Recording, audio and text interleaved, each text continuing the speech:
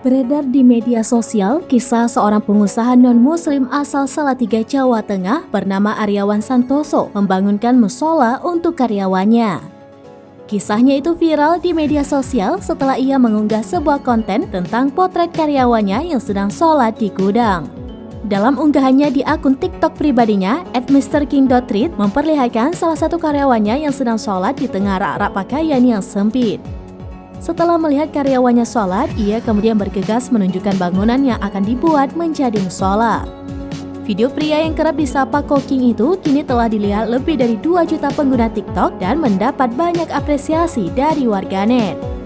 Saat dihubungi terkait videonya yang viral itu, pengusaha batik ternama di Jawa Tengah itu mengaku sebelumnya memang berencana untuk meluaskan tokonya.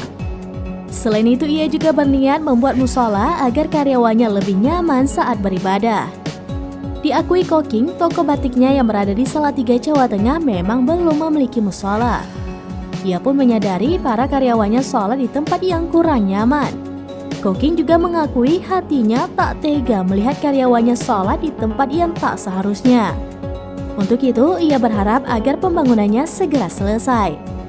Kisah Koking yang membangunkan musola untuk karyawannya itu rupanya mencuri perhatian dari Gubernur Jawa Barat Ridwan Kamil.